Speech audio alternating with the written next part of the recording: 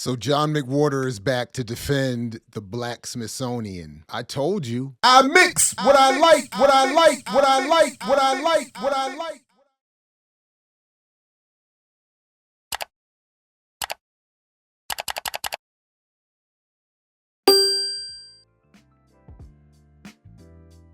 Welcome back to I Mix What I Like. Again, I'm Jared Ball, happy to be your host. Like, share, subscribe, do all the things, support the platform, however you feel comfortable doing. I was about to say salute, but on the other hand, I was thinking shame on whoever sent me this and got me to see this. But since I did, I might as well make some use of it. And in a sense, I can, because again, the Black conservative spokesperson and water carrier for white conservative corporate capital, John McWhorter, is back to, in some way, fraudulently condemn Donald Trump while praising the very liberal and, dare I say, counterinsurgent, neo-colonial African-American History Museum. So in an opinion piece titled "The Future of Black History Lives on Donald Trump's Front Lawn," John McWhorter, again, does his thing. So he starts off here just simply saying he thought that he was going to have cause to hate on the museum. Long story short, he loves it and just simply says Trump and whoever wants to condemn it should just avoid it, and the rest of us should walk on in and appreciate it. Now, one of the slick things that people like McWhorter and those politically situated as he is do is they take what should be radical critiques and have been radical critiques of society and turn them into ways of reaffirming conservative neo-colonial politics. So for instance, when he writes here, on the one hand, noting accurately and being honest about the role museums and institutions at this level play in setting dominant narratives and framing histories and all of that. But he says here, and I'm especially dismayed at how this version of history implies the most interesting thing about the experience of Black Americans has been their encounter with whiteness. That is, when you start, do the whole traditional story telling of the history of Black America with enslavement and Jim Crow. Now, the radical argument has been, of course, that similar to our defense and advocacy for SODA, Solidarity of Dispersed Africans, as opposed to reverse hashtags and competitive branding of similar fashion, is that, of course, African history predates the United States, and the history of Africans in the United States shouldn't begin nor end with a discussion of the United States. But that argument is, of course, co-opted and corrupted by the McWhorter types to say something else, which is, of course, stop talking about all this slavery and bad stuff, and let's, start thinking about the good things that this country has provided for us and what we might get going forward from it. Stop bringing up old stuff and as if old stuff has ever ended, as if the ripple effects of it have gone away, and so on and so forth. This, of course, allows for him and those like him to do what is also tangentially happening with this issue of the museum. More broadly speaking, as Orasami Burton brought up some weeks ago, the Trump assault on the liberal counterinsurgent elements of this society creates a new level of contradictions for us to consider, specifically to my point about this museum. When Trump and white supremacists condemn Black history writ large, and museums like this in particular, we're supposed to get defensive and rush to defend what we should be already critical of for their role, per my view, of preserving a version of Black history that is meant to narratively limit us and inhibit us and keep us away from the radical political histories and analyses and movements we still should be building, given that so much of the oppression continues. So instead of praising the collection, the colonial trophies that empire collects from our suffering, instead of praising that, we should be critical of it. But the McWhorter types can say, well, I don't, they can raise a criticism of it and then for their purposes, and then come to the defense of it, as we see here, juxtaposed to a criticism from Trump and the Trump types, and be seen as somehow some sort of legitimate liberal spokespeople for the rational approach to Trump or any other administration. So as McWhorter says here, but I was wary that a national museum might squander its chance to illuminate complex topics and expand people's curiosity, instead trying to corral everyone into caricatures and oversimplifications. So as I said, I've already spoiled it. He ends up supporting this whole thing because of course, the inability of the museum to avoid squandering a chance to illuminate complex topics. That is, the ability for the museum to suppress rather than illuminate complex topics, to suppress rather than expand curiosity, and to corral everyone into caricatures and oversimplifications that McWhorter finds comfortable and appreciable, then he can come to its defense. And again, that's why I'm sitting there saying, I told you so. Oh, and then he does this slick thing about reframing Black history and Black scholars' critique of the way history is talked about, to suggest that today books like these, like Carter G. Woodson's and others, would be seen as quaint or worse. The pride that the Black Power era instilled for many people was based in an oppositional stance. From the late 1960s on, it felt like the goal of the majority of Black studies was smoking out and decrying racism rather than exploring or how to get past it. Now again, McWhorter comes back here to inject an attack on Black Power and Black studies, which he accurately notes are linked and should be linked. So he is right to link Black Power to Black studies, as many today would like to de-link Black studies from Black Power or rebrand the two of them. What McWhorter is doing is a rebranding of its own. I would quickly remind that John McWhorter is not a Black studies scholar, does not come out of Black studies, and is here demonstrating a wild lack of understanding of Black studies and its method and its purpose and so on. Black studies has never been simply about smoking out and decrying racism rather than exploring how to get past it. In fact, Black studies is itself a movement meant to propel Black people beyond the oppressive conditions currently still imposed. So he's again doing his thing, doing what he's been well paid to do for quite a long time, but again demonstrating that he doesn't know anything about Black studies or Black Power, apparently, for that matter. It is, of course, appropriate that he would praise, as he says here, the late 1960s, early 70s classy television sitcom Julia, depicting middle-class Black nurse played by Diane Carroll and her son.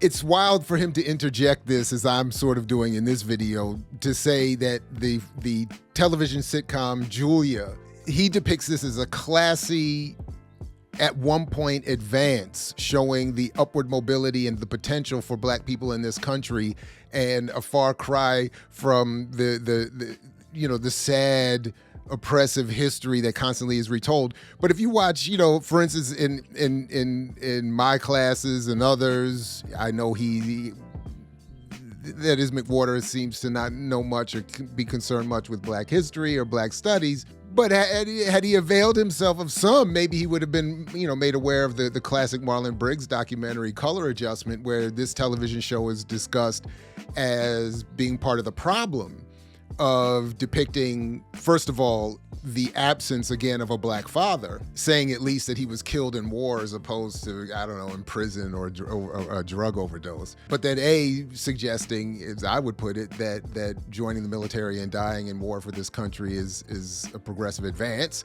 or that simple achievement of a handful of people into the middle class with an all-white surrounding, as the show depicted, is somehow, again, progressive advance or sign that the Black community has a chance here.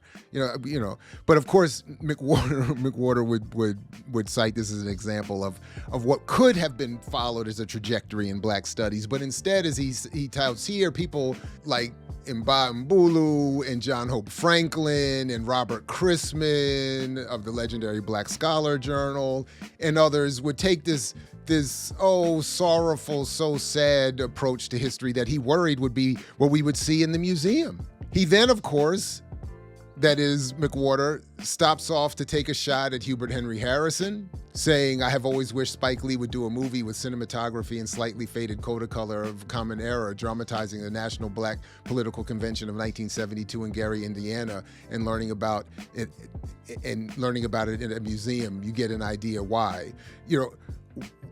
Never mind we should want Spike Lee to make movies about important moments in Black history, but I do want to quickly show you when you follow the link to this drive-by shot at Hubert Henry Harrison, it takes you to an article that McWhorter wrote in 2009 titled Dead End, where he describes Hubert Henry Harrison's politics as unproductive, where he says Hubert Henry Harrison's politics would have been more appropriate to the day's hip-hop politics. He mentions that, of course, Kwame Anthony to diminish Hubert Henry Harrison's importance. He says, well, Kwame Anthony Appiah and Henry Louis Gates in their Encyclopedia Africana don't have an entry for him. Which again, to my point, is again making my point that the McWhorter types, the Henry Louis Gates types, the as I've talked about before, this is why the Peniel Joseph types, they do not have the politics of these people. They do not like the politics of these people, yet they write about these people, or in this case, omit these people from writings about Black history, so that those politics are either rebranded and reframed in a way that's safe and acceptable for a Black bourgeoisie and an affluent white ruling elite, or they're just erased altogether, as with the suggestion that, as McWhorter is saying here, that they are useless, that their politics are useless. He said Hubert Henry Harrison was in the end the grandfather of dashiki politics. So just to quickly remind, like these folks, this is why they're being asked to write in the New York Times, et cetera, and so forth, and to be because of course Hubert Henry Harrison's politics would be seen as anathema. Black nationalism, socialism, radical militants, armed self-defense, all of these ideas, of course, would be anathema to the Black bourgeoisie. But to my point, McWhorter comes back to say, in the end, that he was wrong in his initial understanding of the museum, and that Jared, of course, was right. But as McWhorter here says, the arrangement of the museum draws visitors into a participatory journey, a physicalized kind of argument that our story is one of progress, rising, arising, emergence, and blinking in the unfamiliar light. The journey is thrilling and it's devastating, but most of all, it is inspiring. We need more of that, he says. Message! We should be reminded, as he says, of the victories that they were in their time of Black businesses. And why were those Black businesses victories? Because as Henry Louis Gates Jr. once described, they created a feeling of awe while watching Amos and Andy in the early 1950s sitcom when he was this kid. What really captivated me was that it was the all-Black world of Amos and Andy, he wrote. There was an all-Black department store owned and operated by Black attendants for a Black clientele. He had never experienced that world in real life and certainly didn't see it in most television shows. But it wasn't just a story. This is the real life history McWhorter wants you to remember. Amos and Andy and the fantasy of a circulating Black dollar and a fantasy of Black capitalism that creates a Black bourgeoisie. While even the NAACP and others were protesting Amos and Andy as white written, white acted, white performed, at least on radio initially, and in fact, one of them was the son of a Klansman, and then transferred into an all-Black cast on television in the most anti-Black of ways. And yet, for Henry Louis Gates and John McWhorter, this was an advance and a demonstration of the value of Black capitalism. A serious Black history must accommodate these triumphs, he says. But again, once Black people had access to vaster resources, wider variety, and sometimes higher quality available in mainstream stores, they took their customs elsewhere. This, as opposed to white flight, is a big part of why these thriving Black alternative universes no longer exist. So again, he's even twisting the history here to say, hey, it's not racism, it's not white folks, it's Black folks not supporting Black folks that destroy these Black oases of Black capitalist entrepreneurialism. But the Smithsonian and these museums, They need to tell us these complicated histories. And of course, for him, it does. This man has just said that the TV shows Julia and Amos and Andy, and now this Smithsonian Museum, are better suited at explaining the nuance of Black history than the field of Black studies. You're so wrong that the word wrong does not sufficiently describe your wrongness. You are, as they say, fractally wrong. You are wrong at every conceivable level of resolution. He, of course, takes time to defend Booker T. Washington over Du Bois, saying a serious Black history must also wrestle with the fact that African kingdoms played a central role in slave trade. The question by which the Black Smithsonian should be judged is whether it represents the past in a way that helps us surmount the present and create the future. In showing us both the manacles that enslaved people were bound by during the Middle Passage and the nation within a nation that the Black community's network of businesses, churches, and lodges became, both the lynchings and the election twice of a Black president, the museum does a magnificent job. Again, I'm resting my case here saying that the point of the museum is to show this ever and upward progress from enslavement to 2 elections of a Black president and the existence of a Black bourgeoisie represented here by John McWhorter and referenced, of course, with the scholarship and supported, of course, with the reference scholarship of Henry Louis Gates. That when you show Black people were enslaved, but also Black people participated in enslavement. When you show that Black capitalism works, except when Black people themselves fail to support it and go off to support white businesses, you're showing the complexity of this wonderful country and demonstrating the value of a museum.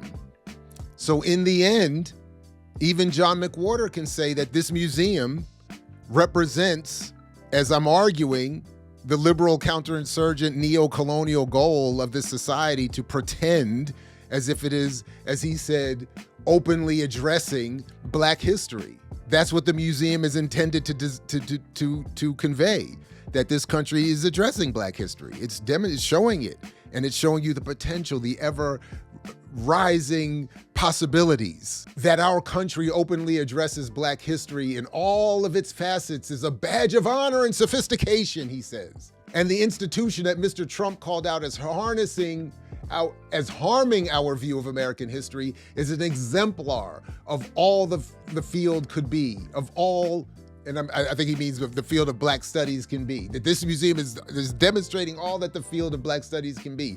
The president and his minions should just walk on by. The rest of us should walk on in. And remember that when you do, as he's encouraging, you are supporting, as he's arguing, this country's claim that it is addressing itself to the history of Black people. Not the material conditions, not the lived experiences, but the history framed as this country would want it to be told and conveyed. And hence its sponsorship and support by much of the Black bourgeoisie, including Oprah and others. And of course, McWhorter. I mix what I like, what I like, what I like, what I like, what I like.